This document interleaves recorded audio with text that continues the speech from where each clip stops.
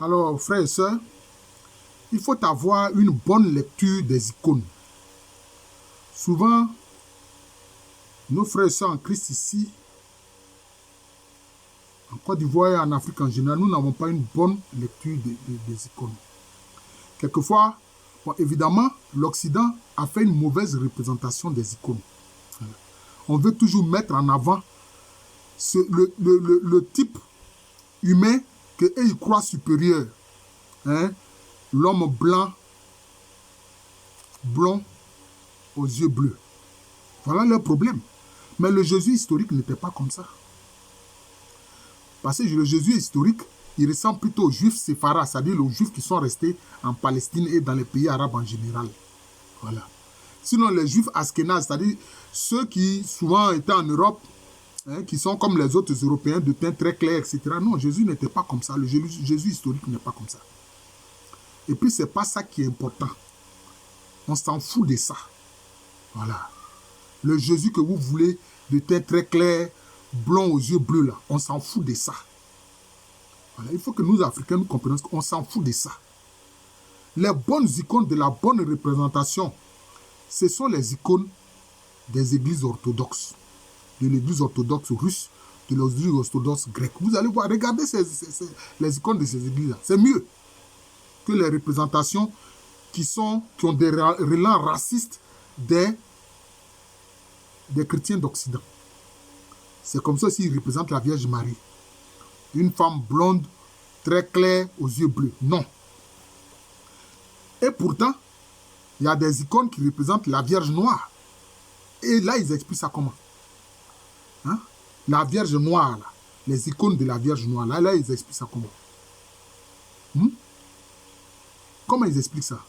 D'ailleurs, Saint Jean-Paul II, de Vénéré Momois, était un grand dévot de la Vierge noire, parce que beaucoup de Polonais étaient des dévots de la Vierge noire, sont des dévots encore de la Vierge noire. Hein? Qui est dans une ville, quoi, l'icône est à Tcheskokova, quelque chose comme ça. Hein? Donc, frère, ne regardez pas ça. Alors, quand vous regardez l'icône, hein, par exemple, le Sacré-Cœur de Jésus, le Sacré-Cœur de Jésus, ce qu'il faut regarder, ce n'est pas l'homme blanc, clair aux yeux bleus, puis blond là, ce n'est pas ça qu'il faut regarder.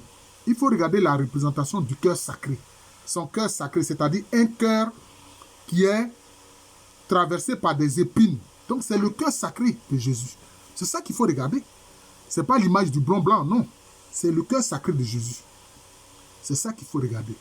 Le cœur sacré de Jésus, c'est ce cœur d'amour qui a aimé l'humanité au point de s'offrir en sacrifice pour le salut des âmes des êtres humains. C'est ça qui compte. Voilà. Ce n'est pas la représentation blanc aux yeux bleus comme les racistes de l'Occident le font. On s'en fout de ça. Voilà. Il faut comprendre ça. C'est le cœur sacré de Jésus. Voilà. Donc, c'est lié en fait au Christ souffrant. Comme par exemple, quelquefois on représente le Christ portant sa croix. C'est le Christ souffrant. Ou bien vous voyez le Christ avec l'épine, la couronne d'épines sur la tête. C'est le Christ souffrant. C'est ça qu'il faut regarder. Ce n'est pas l'homme, le visage blanc là qu'il faut regarder. Non, non, non. C'est, je peux dire, le message spirituel qui est derrière. C'est ça qu'il faut regarder. C'est à ça que je vais venir. C'est à cause de ça que je parle d'une bonne lecture des icônes. Voilà. Il faut voir le symbolisme qui est derrière. C'est ça qui est important. Le Christ souffrant, hein, dans le cas du Christ avec la couronne d'épines, ou bien avec le Sacré-Cœur qui est transpercé d'épines, ou bien Jésus qui porte sa croix. C'est ça. Maintenant, vous avez, par exemple, l'icône de la divine miséricorde. Quand Jésus est apparu à Sœur Faustine Kowalska, hein, cette religieuse polonaise-là, et puis Jésus lui a dit, ben, fais peine de moi l'image que tu vois, où on voit justement les deux faisceaux lumineux qui sortent du Sacré-Cœur de Jésus, le faisceau lumineux rouge et puis le faisceau lumineux blanc. Voilà. Hein? Le blanc qui représente l'eau vive s'écoule de lui, le rouge qui représente son sang précieux. Voilà. Donc c'est ça, il faut avoir une bonne lecture. Par exemple, vous avez aussi des représentations de Jésus, disons, ce qu'on appelle plutôt le bon berger, où il porte sur les épaules un agneau. Ça, c'est le bon berger, c'est l'icône du bon berger. Voilà. Il ne faut pas regarder l'homme représenté blanc aux yeux bleus, non. C'est pas ça. Ils ne sont pas blancs. Voilà. Maintenant, vous avez aussi des icônes qui représentent l'ascension de Jésus, où vous voyez souvent il a un pavillon blanc avec une croix rouge dedans, et puis vous voyez comme les forces du mal qui tombent autour de lui, les puissances du mal qui tombent autour de lui, représentées par des soldats qui tombent, et Jésus-Christ qui fait l'ascension. Voilà. Ça, c'est l'ascension du Christ. Voilà. Donc, c'est ça. C'est ça. Voilà. Donc, il faut avoir une bonne lecture. Vous avez, par exemple, une autre représentation du Christ qu'on appelle le Christ Pantocrate. Le Christ Pantocrate, c'est Jésus-Christ qui, de la main droite, bénit et de la main gauche, tient le livre de vie. Ça, c'est le Christ Pantocrate. De la main gauche, il tient le livre de vie. De la main droite, il est en train de bénir. Ça, c'est le Christ Pantocrate. C'est comme ça. Maintenant, à côté de ça, vous avez la Vierge Marie liée à ça. Vous avez, par exemple, Notre-Dame du Sacré-Cœur. Là, c'est le cœur de Marie avec des épines. En fait, c'est lié au cœur sacré de Jésus. On appelle Notre-Dame du Sacré-Cœur. Vous avez Notre-Dame du Bon Berger. C'est lié à Jésus, Bon Berger. Nous avons Notre-Dame de la Divine Miséricorde, qui est liée à Jésus, miséricordieux. Maintenant, vous avez le cœur immaculé de Marie. Le cœur immaculé de Marie, là, c'est le cœur de Marie qui est lumineux aussi, comme le cœur sacré, mais qui est avec des fleurs. Là, ce n'est pas les épines, mais c'est des fleurs autour. Voilà. Mais l'icône de Notre-Dame du Sacré-Cœur, là, c'est plutôt un cœur avec des épines. Vous voyez, c'est comme ça. C'est ce qu'on appelle Notre-Dame du Sacré-Cœur. Vous avez Notre-Dame aussi du Perpétuel Secours. Là, vous voyez la représentation de la Vierge qui tient l'enfant Jésus dans les bras. Notre-Dame du Perpétuel Secours. Notre-Dame du Perpétuel Secours. Maintenant, il y a la représentation de la Vierge Noire. Hein?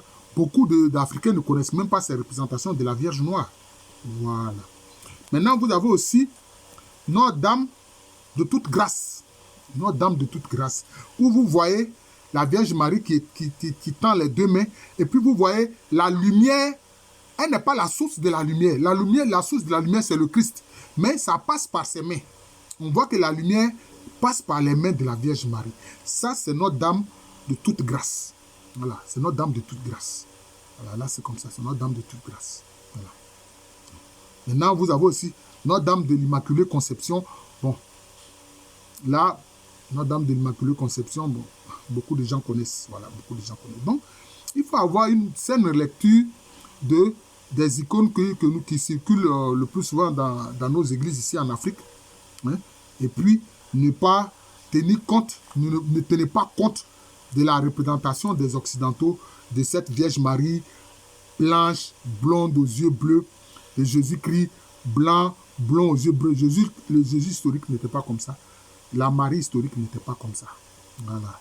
Ceux qui font une meilleure représentation, ce sont les icônes, notamment des églises orthodoxes, surtout de l'église orthodoxe russe ou bien de l'église orthodoxe grecque. C'est comme ça. Je pense que ce sont les icônes de ceux-là qui doivent être privilégiés par rapport aux icônes qui viennent de l'Occident. Voilà. Qui s'est fait par des racistes. Ça, je le dis franchement, c'est fait par des racistes. Voilà. Parce que leur problème, c'est la race. Alors qu'il n'y a pas de race. Il y a l'espèce humaine, c'est tout. Il y a l'espèce humaine. Voilà. Donc, abonnez-vous à cette chaîne de moi, Jean de l'amour de Jésus. Voilà. Merci encore et bon week-end à tous.